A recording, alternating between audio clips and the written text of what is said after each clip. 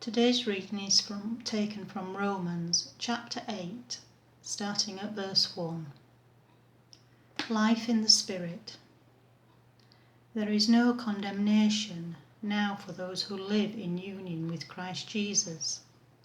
For the law of the Spirit, which brings us life in union with Christ Jesus, has set me free from the law of sin and death.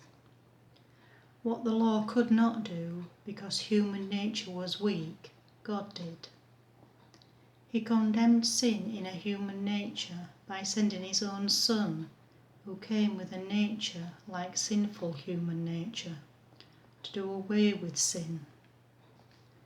God did this so that the righteous demands of the law might be fully satisfied in us who live in according to the Spirit, and not according to human nature. Those who live as the human nature tells them to have their minds controlled by what human nature wants. Those who live as the Spirit tells them to have their minds controlled by what the Spirit wants. To be controlled by human nature results in death. To be controlled by the Spirit results in life and peace. And so people become enemies of God when they are controlled by their human nature, for they do not obey God's law, and in fact they cannot obey it. Those who obey their human nature cannot please God. But you do not live as your human nature tells you to.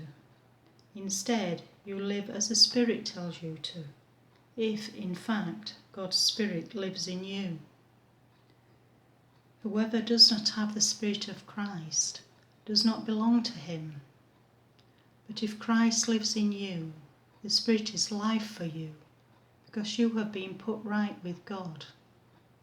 Even though your bodies are going to die because of sin, if the Spirit of God, who raised Jesus from death, lives in you, then he who raised Christ from death will also give life to your mortal bodies by the presence of his Spirit in you. This is the word of the Lord. Thanks be to God.